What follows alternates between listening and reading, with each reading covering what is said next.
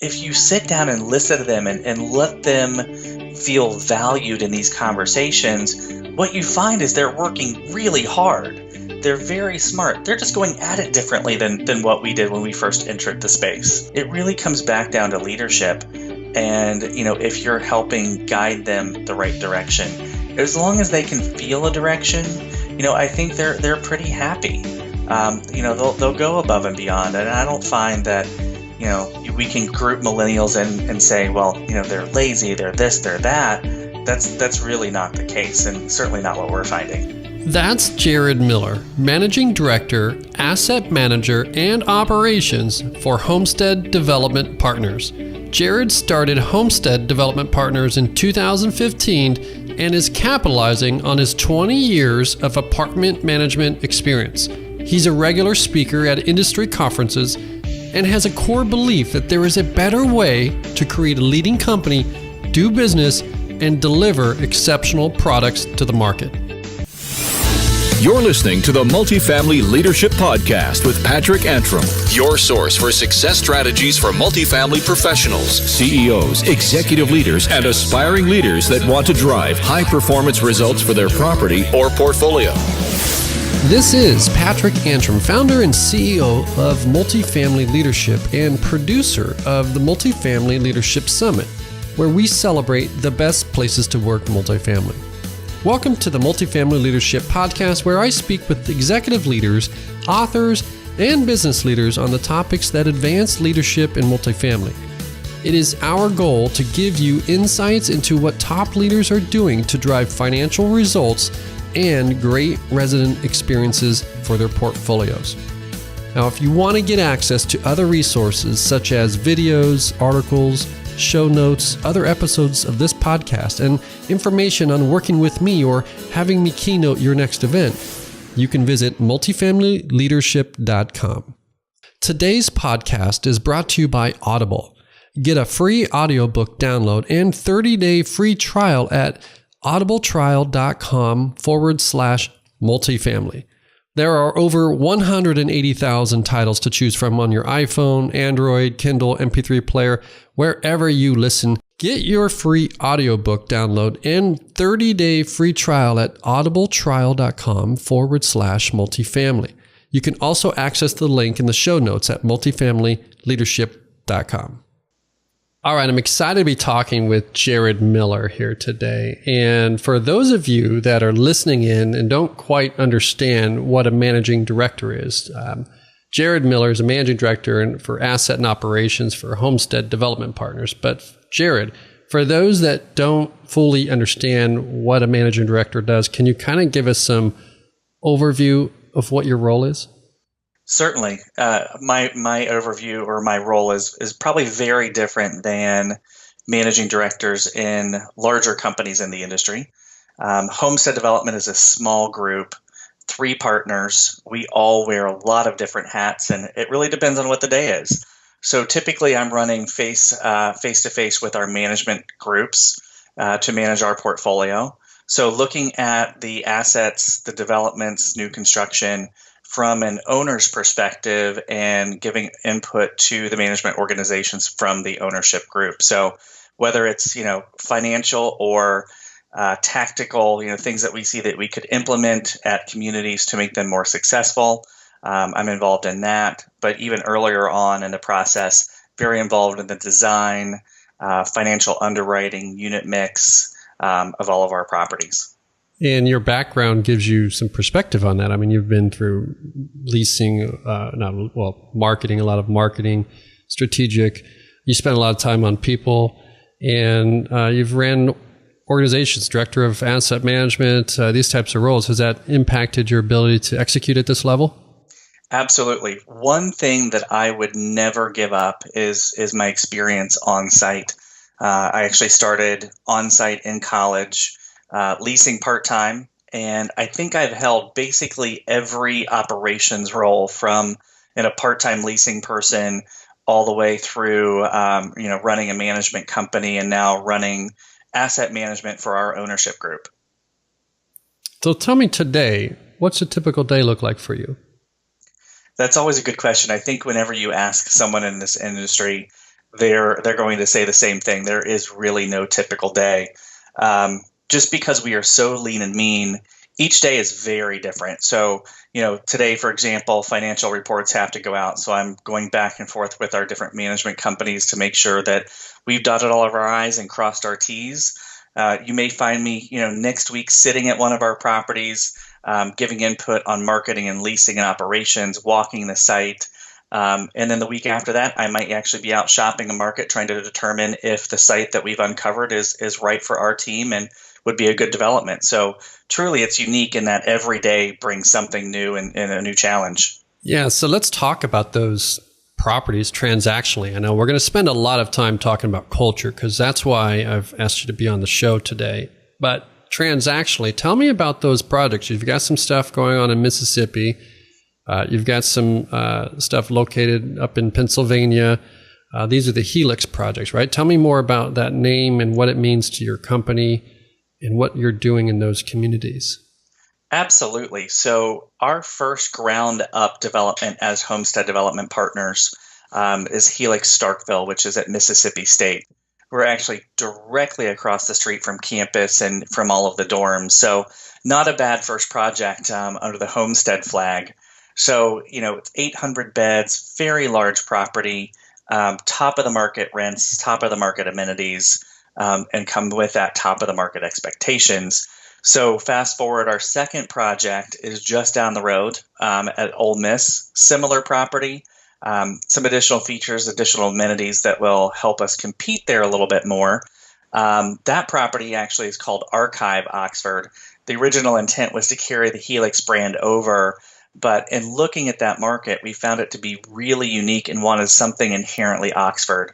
Oxford has a literary background. Faulkner's from there. Grisham spent time there. So, it's a very different market, and we really, spent a lot of time designing the project from a development perspective, interior design, but also branding perspective to make sure we're fitting that market. In addition to that, we're looking at sites nationally right now. We have a site at Penn State. Our affiliated equity partner bought a property there about a year ago that has phase 2 land. We're working on that design right now. We're working on a number of projects coast to coast, both student and a little twist on a multifamily flair as well. So it's an exciting time to be in the business. That's great. So tell me more about the brand Helix, because you mentioned the brand, carrying the brands, and then you took it with Archive. You introduced some new elements to the brand. It sounds like you're spending a lot of time in these communities before they become, leased up and fully realized, with understanding more dynamics of the community, the culture of that community, obviously the demographics and those types of things. Tell me about that process to you. Absolutely. So to step back and talk about Helix, the intent there was to carry that brand name nationally through anything that we built that was more urban in nature, a little higher end. We then spent some time developing a secondary brand for more suburban feeling, maybe a townhouse product that doesn't have quite all the bells and whistles that a Helix would have. In Starkville, we've performed well. We're right now number 2 in the market from a pre-lease perspective, so that's a huge win for our team. But we spent time really developing that feel and that marketing piece and the brand by spending time in the market. We brought our agency in, we did a deep dive, did a lot of conversations, a lot of focus groups with students, even after the brand was launched. And that for us was the important component. We don't believe that you develop a brand up front and it's going to live and thrive as originally intended. They always have to morph a little bit based on the direction the community goes, any changes in demographics. So fast forward to our Ole Miss development in Oxford, Mississippi, again, back to that real strong focus on the local flair. The differences between Starkville, where Mississippi State is, and where Oxford or Ole Miss is located, it could not be more different. You still have that Southern spin, you have Southern hospitality, but the overall feel of each town and each campus is incredibly unique. So we didn't want to take the Helix brand as it was and really force it on the Oxford market. We felt the best option there was to look at the market and allow the market to help dictate the direction that the brand should go. We went through the same process there, brought the agency in, did a very deep dive, had some conversations with students, some focus groups, and found that, Archive and the brand that we're still in the middle of creating for that property will fit much better than Helix would have. I just love the development process. I've always said that, lease ups and the design build process it's a startup. And, when we're competing for talent against technology companies and, exciting companies that are doing great things, innovating the world and reaching young talent today, I think when we look at the lease up, it can be a startup. I mean, basically, you're what you've described, really understanding the bigger picture of the brand and how it impacts the communities, and then who is going to be part of that. So tell me how you bridge the Helix brand, your personal brand, and even perhaps the culture of your organization to make sure that those objectives and those messages stay consistent throughout the experience. Certainly, to go back to, how we develop the brands locally with that local flair and really allow the brand to evolve, especially in that first year, based on the interactions between the brand and the consumer. We do the same thing from a staffing perspective. We need to make sure that, we're hiring the right people, but that once hired, the people understand, the team understands what that brand stands for. We've spent an immense amount of time, just the three of us, our little group, saying, okay, this is what we want, our company and our brand to stand for. We're not creating commoditized product here. We're really trying to create something unique. And you have four walls, you have the pool, you go down the checklist. The real differentiator is truly a brand and the people that back up the brand. And that's who we are as a company as well. If you look at our background, the three partners, we've come from some great organizations that were, very brand focused and very culture focused. And really we helped, as the three of us, really define that for our prior companies as well. So where did you learn this? I mean, are you curious? I mean, you're well read on these items. You mentioned literary influence on even the Archive project. How does someone get to a point where they recognize the value in these things? I really think it's experience, the different experiences you have. And for me, through the various organizations I've worked for, it's been more about, I would say equally about what to do and what I would replicate or maybe slightly change, but more importantly, what I wouldn't do.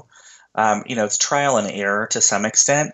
But I think at the end of the day, people have a personality that lends toward creating, defining, and reinforcing a culture, or they don't.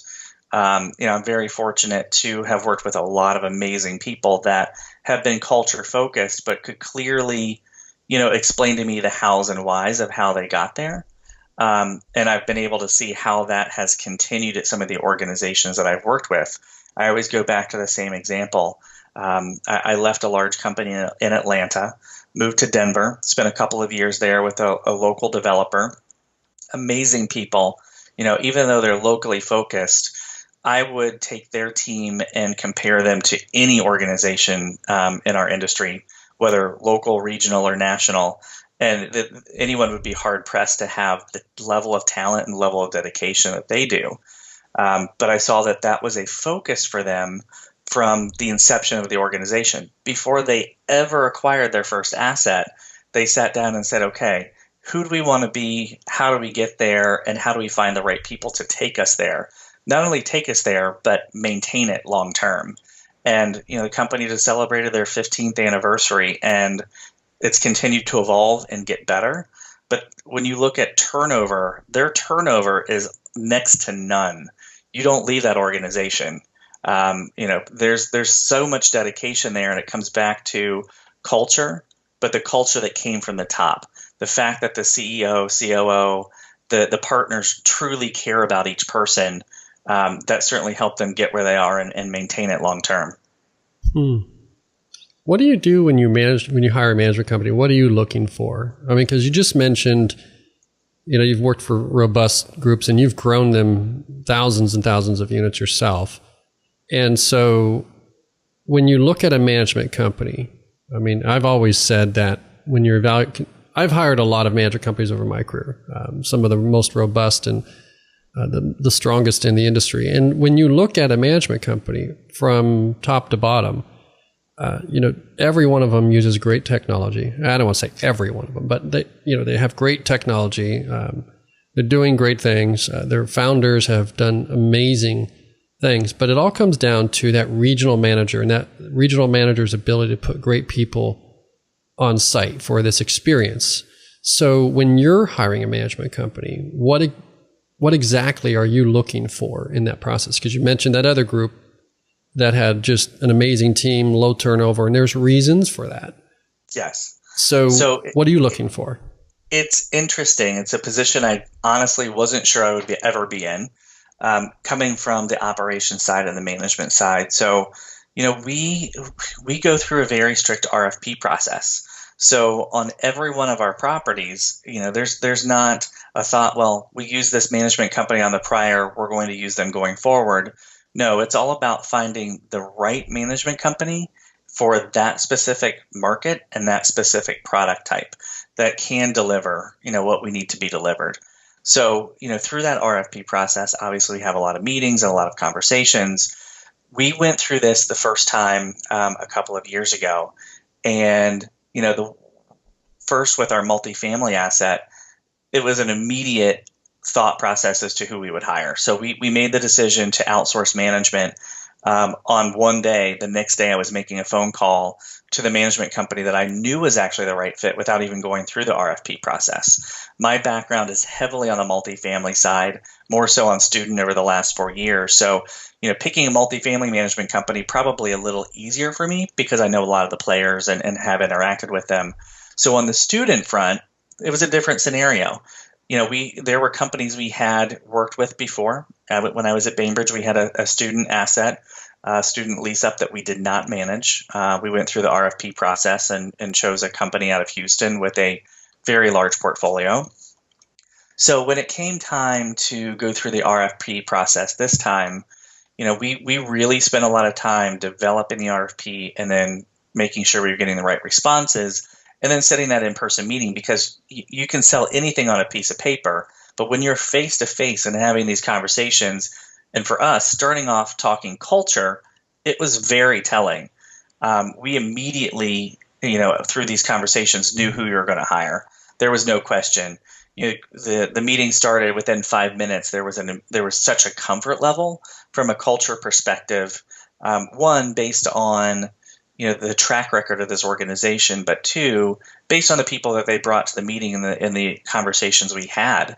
So, it was a lot of questioning other people we know in the market that had experiences with multiple management companies. But when you start off as an owner talking about culture, it's very clear who's going to be a good fit and who isn't, because a lot of management companies would be shocked by the conversation starting off there and not starting off on, financial underwriting, for example.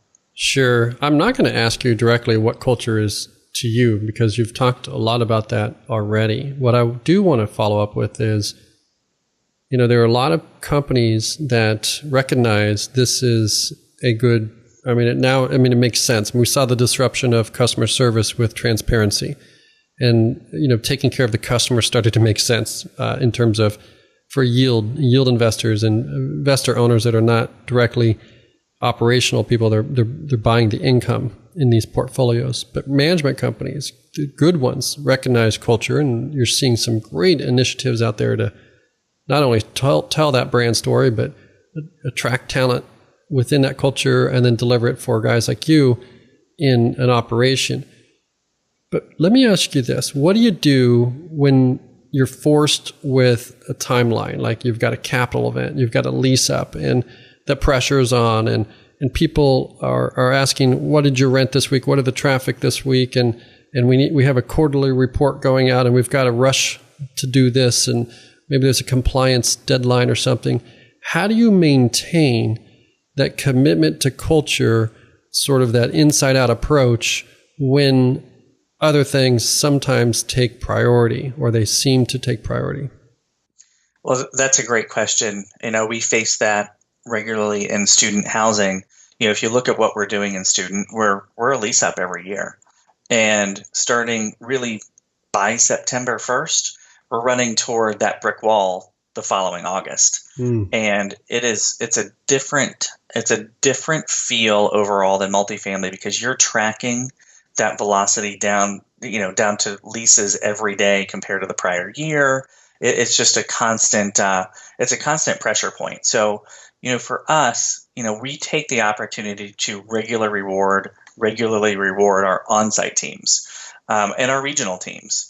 So again, I spend a lot of time on site, and I'm really there to help the team, to be part of the team, help come up with ideas and solutions to keep the ball rolling, so that we're not having quite the stressful summer that some other companies do each year and trying to fill at the last minute. But a lot of that is, spending time on site and spending time with each of the people individually. One interesting thing in student housing is most of our on-site team members are, in their early 20s.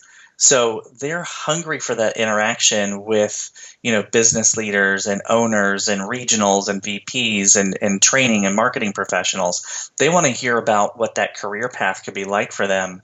So, spending time on site, talking to them a little bit, it's time well spent. Letting them show you what innovation they've come up with. I am always astounded at what our student leasing teams come up with. I was on site a couple of weeks ago, and one of our part-timers came up and said, "Hey, I want to show you this app I came up with. That's an interactive app. It actually works on the iPad and our touchscreen TV in the leasing office, and he can break down, everything that person wants, included in their apartment. We come furnished. Utilities are optional. What happens if I refer a couple people? What does my overall check look like every month or every year?" And this young man built an app, or built a system where he can walk people through so they understand exactly what they're going to be paying, exactly what they're getting for their rent check. And it makes it extraordinarily clear, where our competitors are constantly struggling to get that point across. We don't, unfortunately, so often those things aren't embraced in our industry.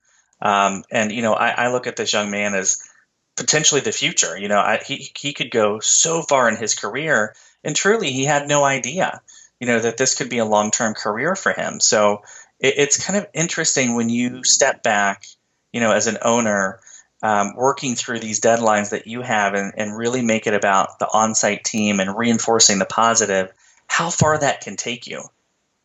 Right, and being more proactive. I mean, it's what you're describing is getting out in front of the business, setting them up for success, so there are no sort of, you can minimize the emergencies and the reactionary components of the business. Are you doing this with staffing too? Or how do you recruit and attract leaders that are innovative like you have? It's interesting because, again, since we're not the management company directly, it's an ongoing conversation with the various management companies we work with. And one of the reasons we've chosen each of them is their track record for finding talent. A group that we work with out of Denver on the student side has one of the best cultures that I've ever seen, certainly best cultures in student housing. And they attract people inherently. Friends of friends work for the company, and they may go to different schools, but they've heard something about that organization, and they're referred to us that way. But really setting the tone and our expectations from a culture perspective, but also being realistic about what that's going to cost. Not just underwriting these acquisitions based on what the prior owner and management company was spending, but on what we're going to need to spend to acquire and retain the right people. Right. And, we have our Best Places to Work multifamily program that measures employee engagement data and benchmarks it, of course, within the multifamily industry. And what's exciting to see here is the continual investment and reinvestment in people. And not just, some companies spend more on balloons than they do on recruiting. It's sad, and but true. Let me give you an example. I'll go outside our industry. The automotive industry. spends about $45 billion to sell 15 million cars.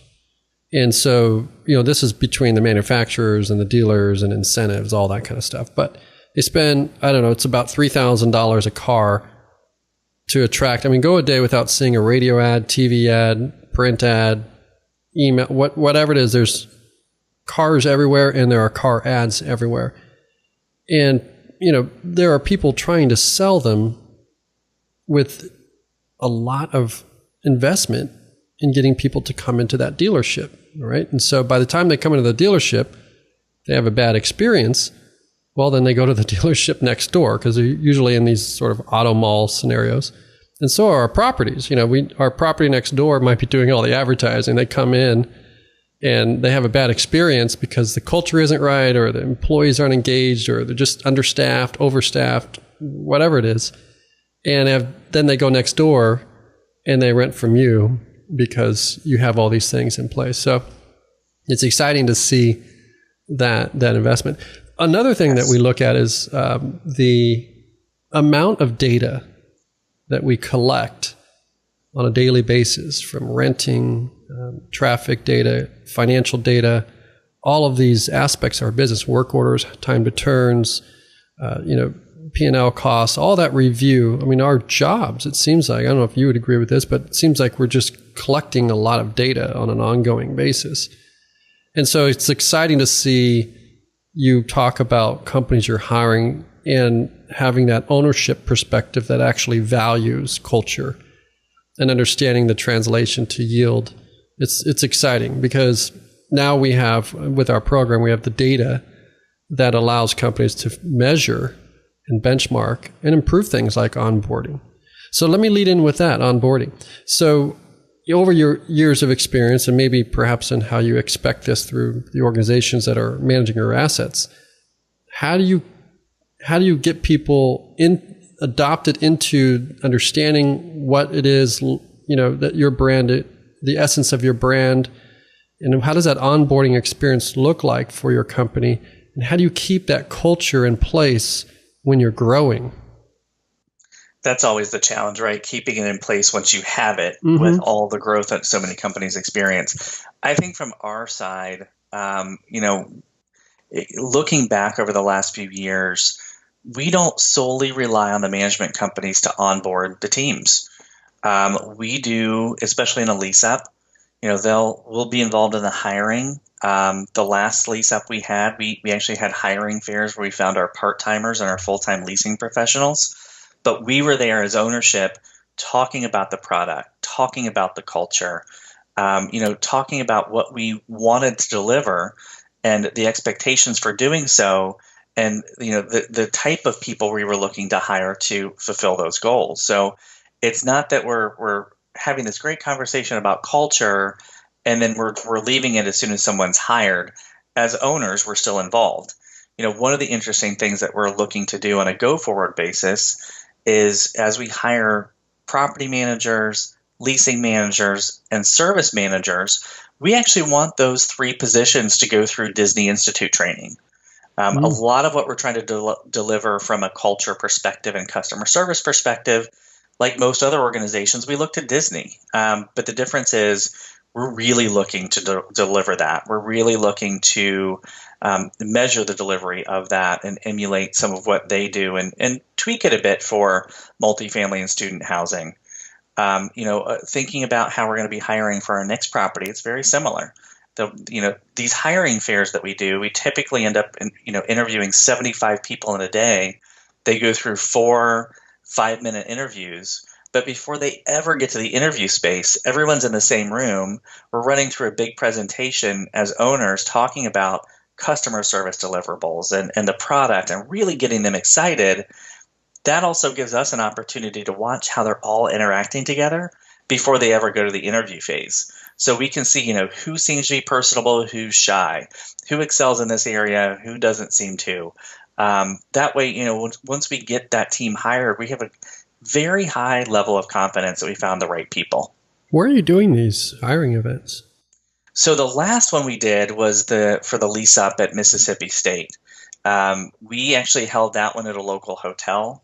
We advertised for a couple of weeks in advance. We had, very specific rules in place where they had to apply by a certain date. They had to fill out their application, and then they had to be willing to be at that hotel at 10 o'clock in the morning, for a 30-minute introduction to the community and to the management company and to the culture, and then stick around for a couple hours until they got through the interview process. That's great. And it's live. I mean, you're right there. One of the things job seekers today is it's frustrating for both employers and job seekers. And, when you can advance engagement in that process, when you can connect people to the inside leaders and fast track them, because I guarantee if you had 75 people show up, I'm sure they were applying for jobs online and not hearing back, and would appreciate an experience like that and opportunity to sell themselves and work for a winning organization, right? People want to work on winning teams, right? They do. And it was a great way. So we were starting from scratch. We had hired our leasing manager at that point. We had nobody else hired for the team. So by the end of that day, not only do you know the individuals we're going to be making offers to, but those people have met the other people we're making offers to. So they're already building that relationship and that team camaraderie. So by the time we had, day one and our kickoff that day and training that day, they'd already built an amazing relationship. And it was such a cool thing to see.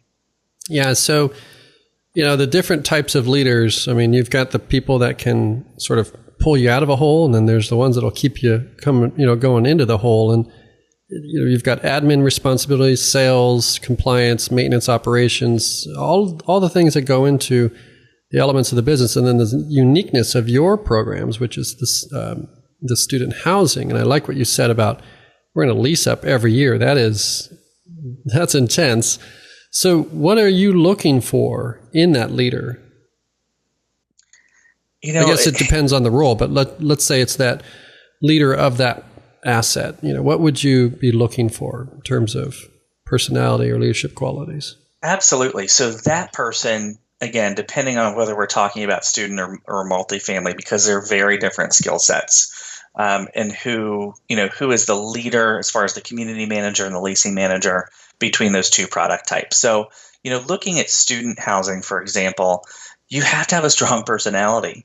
You have to have someone that can be empathetic and caring and, almost act as a mentor to the students that live at the community, but that's still strong enough to stand up when, the parents are calling or you're having to call that parent and say, okay, we're having a challenge with your son or daughter, and here's what we need to do, and going through that process. But, that person has to be hospitality minded.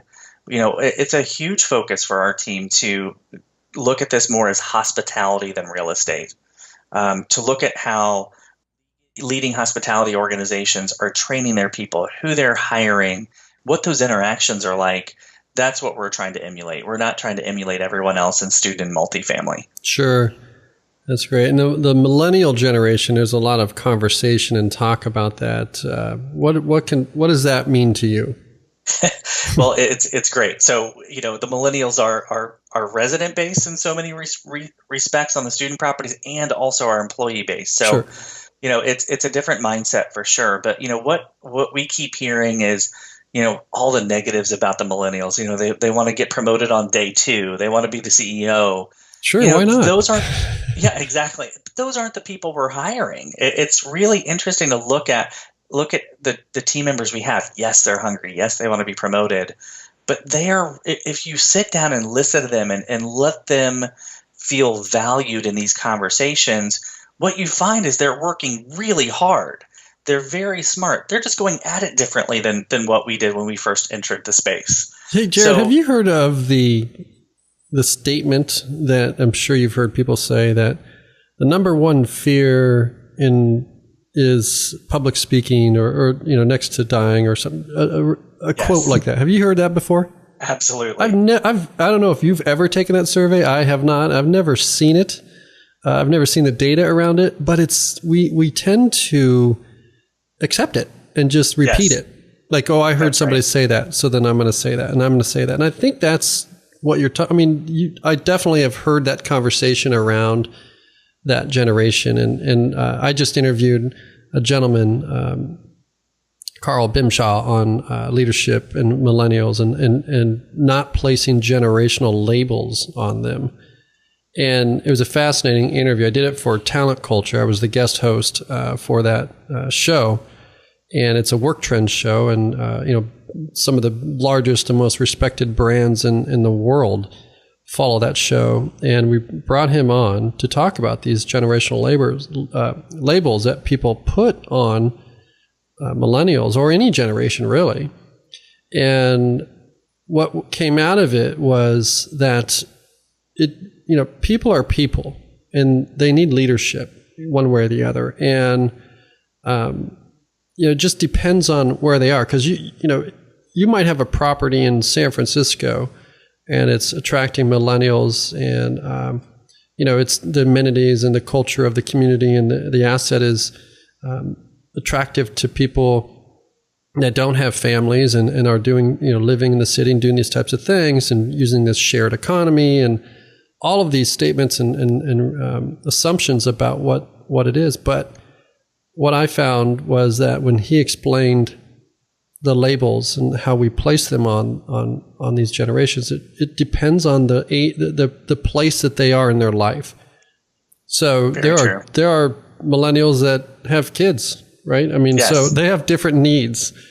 And so I think it's important not to place these labels. I mean, you have it ideal. You have both residents, in the student housing and also employees. So I suspect you're pretty well, immersed in this process.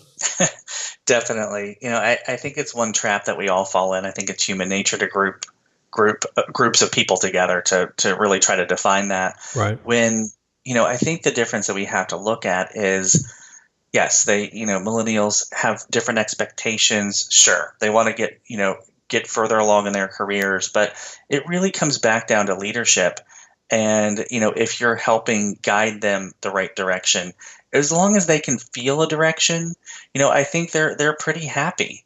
They'll go above and beyond. And I don't find that, we can group millennials and say, well, they're lazy, they're this, they're that. That's really not the case, and certainly not what we're finding. Sure. So I want to talk a little bit more about culture in a moment, but before I do, I want to ask you, what has been your key to success? You seem like you're really on top of your game and you've got a lot of success in your track record and you're doing some great things right now in your business today. I mean, it's exciting to watch what you're doing. Tell me what has been your key, because you've been recognized too for this success. I think a couple things. One, I've been extraordinarily fortunate to learn from some of the best in the business. Small companies, big companies. I have come across so many amazing people that have helped guide me over the years, that have given me opportunities, I would have never had. A great example, when years ago I was with what is now CF Real Estate, Lane Company at the time, very young, probably very millennial, more stereotypical of what we would think that is today. I was hungry. I was eager to get promoted, but I was working my tail off to get there. And I worked for a regional vice president that, one day came to me and said, okay, I need you to go and do a pro forma and underwrite this property. And I had no idea what I was doing. Right. I literally got the form and I figured it out. But it's also a bit of, a personality trait. I will work and work and work until I figure it out. But I have to say the number one thing is the fact that I've been so fortunate to work around some great people. But I've paid attention to, these organizations and what I would like to emulate and take from that and what I wouldn't. And I try to learn something from every scenario. Right. And, you can watch an inspirational talk, a TED talk, or just, attend a conference and, a lot of concepts, a lot of ideas come out. And, you need to take that one thing that means something to you where you are in your career and how that can apply to not only your own personal development, but also the development of the business unit that you're involved in. And you do have to figure out, is that a focused concept or is that just being conscious about it?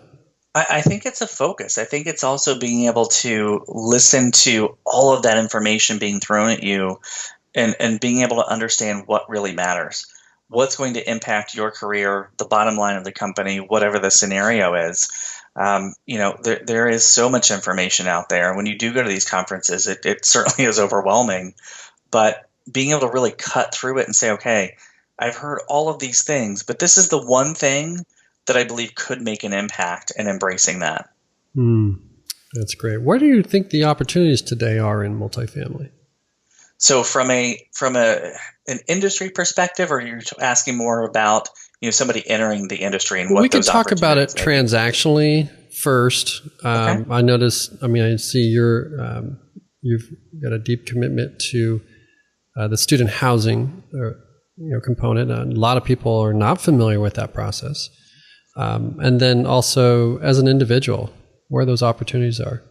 Certainly. Well, I think from an investment perspective, starting there, it's hard to really cut through what's happening in the space right now. You listen to economists, you listen to others in the industry, and it sounds like we're on the very top of that peak, and maybe there's a correction coming. Certainly, we haven't seen that yet. Maybe we're starting to right now, but I think the opportunities are really to dig in and find those rare acquisition opportunities or development opportunities that somebody isn't looking at exactly the right way. From a student perspective, we're still very bullish. And we would be building a lot more, but what's really holding us back right now is construction cost is just skyrocketed. So we're being very cautious where we're building. From an acquisition perspective, it's a similar scenario.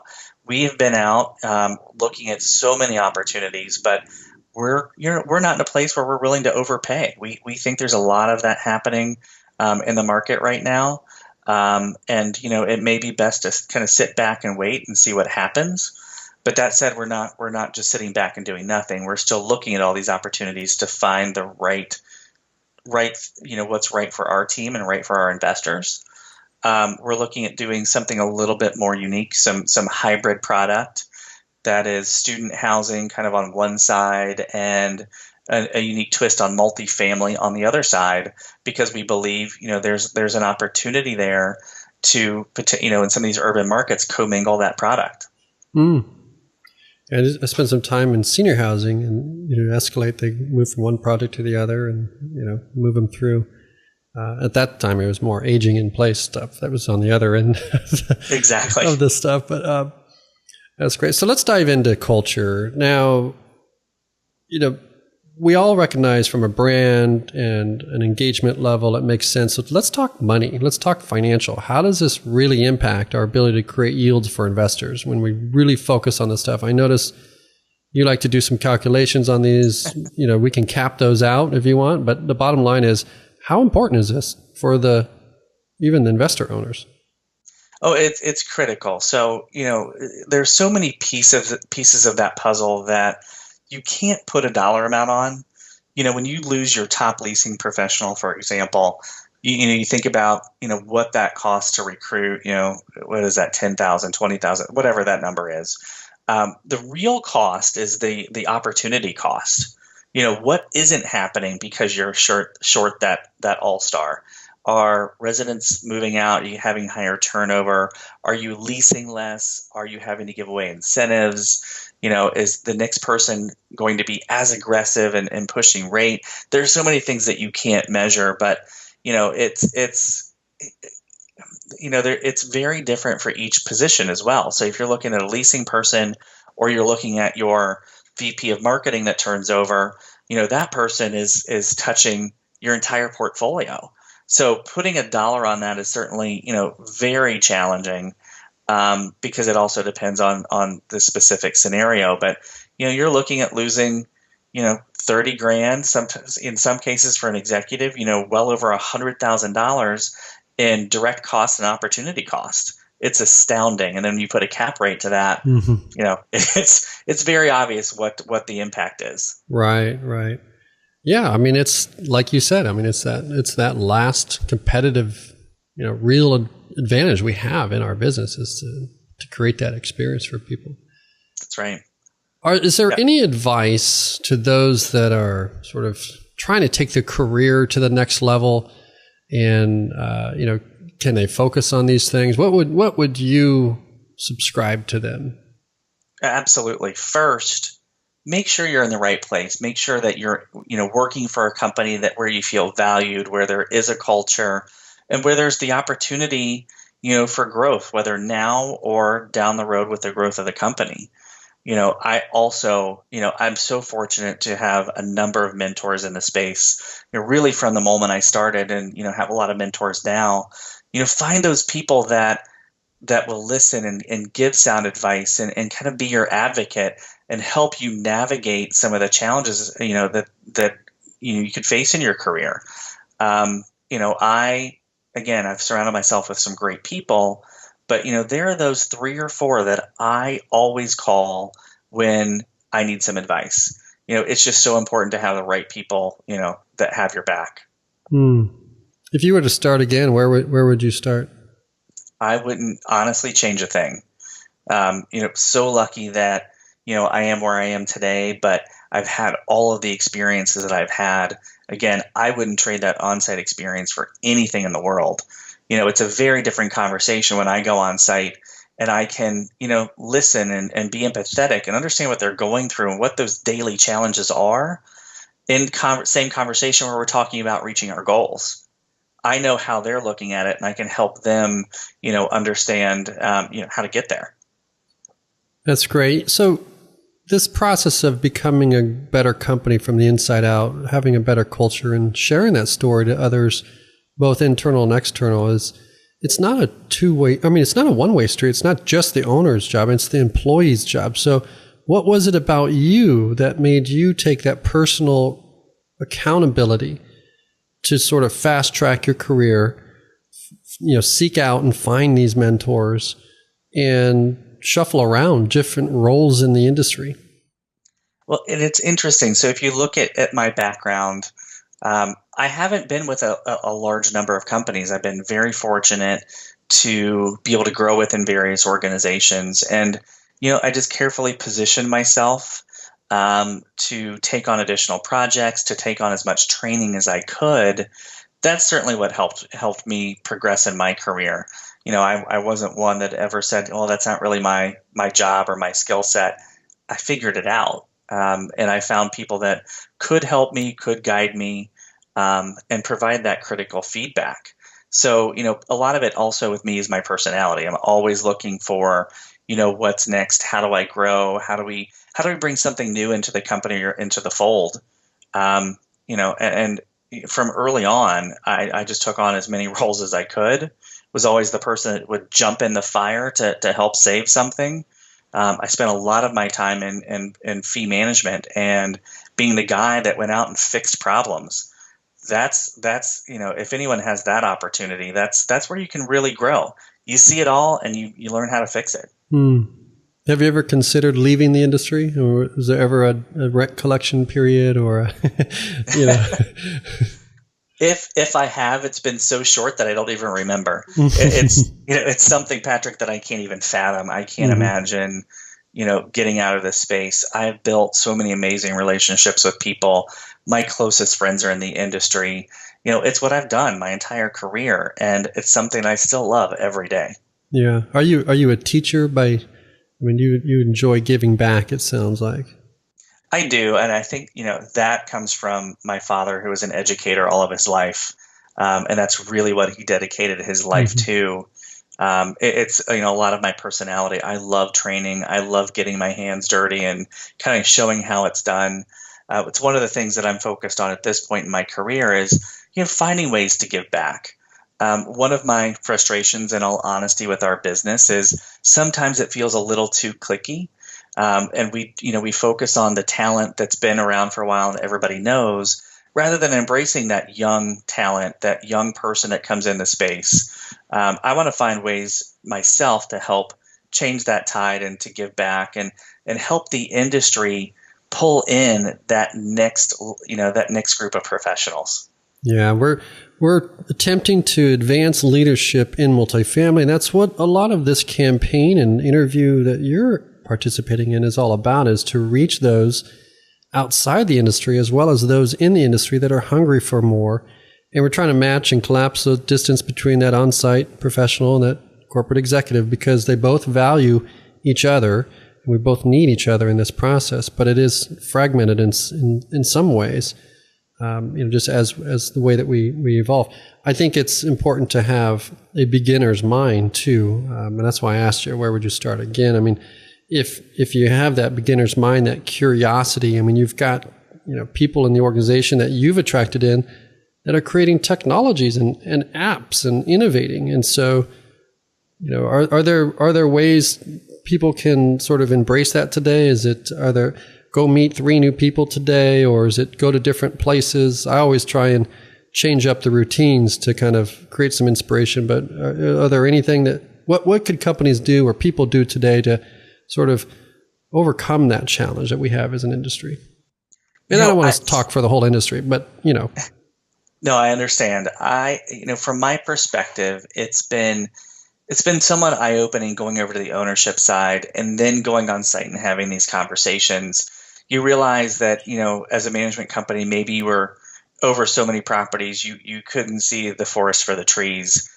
Going in now, on the ownership front and sitting down and having these one-on-one conversations, you quickly realize the level of talent and the level of passion you have in some of these young professionals. And I go back to our on-site teams and I think about, those that we've interacted with and those that are on the team and how I can see a future for them. And I feel like it's my job now to sell them on staying in the industry. They might be doing this part-time during college, but you can see something in them, something so passionate, strong. You see the level of intelligence and education. And my focus is really to embrace that and to show them, again, my background, where I came from, I was in their seat, more than a few years ago, but I did start where they are. And, a number of my, a couple of my partners and a lot of the people we interact with at these management companies also started part-time leasing while in college. There's something powerful about that. And it's something we need to be talking about. That's powerful. I was saved. I came outside the industry. I was a professional athlete and went to work as the apprentice for the owner of the Seattle Mariners, who owned a large multifamily portfolio in Southern California. And so when I spent 18 months with him, I saw the industry from the top down as an owner's perspective. And then he sent me out in the field to learn the business, scraping curbs, collecting coins in laundry rooms. I mean, it was quite a fast track, but there was times where I was questioning if I was if I was making the right choices, because I risked a lot. I mean, I gave up a lot of opportunity to be part of something big. And, but there was a gentleman that came out, Steve Mansinger, who was the CEO, just brought on as a CEO, and he spent some time with me, put his arm around my shoulder, and he said, I'm making some changes in the organization. This is where we're going. And these are the types of things we're going to be doing. And I want you to be part of that process. I understand you're one of George's guys. And when he backed me up and allowed me to see that role, because at that time I was in leasing and then I got promoted to business manager. And there was just an overwhelm of problems that we were solving. And he looked at me and he said, this is an $80 million asset. I mean, it's probably $120 million today or whatever. But, and that to me, I mean, that was his sell to me.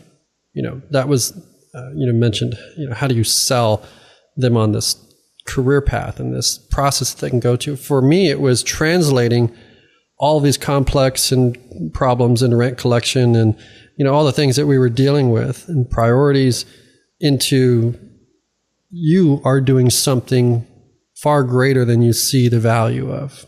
And it's that owner's job or that leader's job to help their teams realize that. Are you doing that with your teams? That's been common practice. So I'll tell you a couple stories. One, it was about 8 months ago. We'd had some staffing turnover at one of our communities, and I went in and was really talking to the team about, again, career paths and what they can do. And I said, well, let me break this down for you. I said, here's where I started. This is what I've done in my career.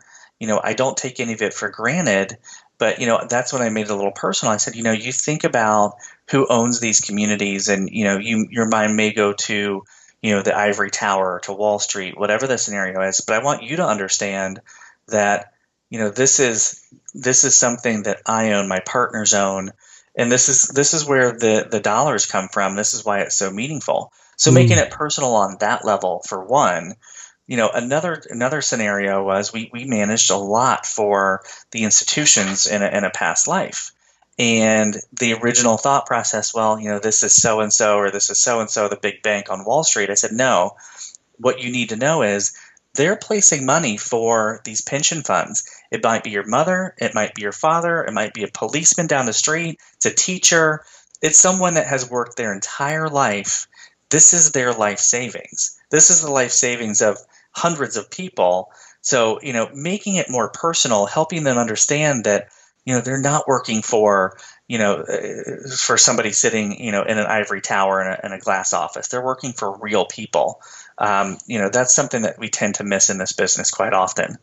Oh, that's some sound advice, Jared. I really think that's important. That's great to hear. And I hope those that are listening in can either, if you're that person, out there running the business and you just feel like you're drifting, then, step up, step back and see the bigger picture. And then if you're leading teams, understand that people are your investment. They are the capital. And without the people, there are no entities. And take the time, as Jared said, we talk about culture and how to change culture and how to improve it.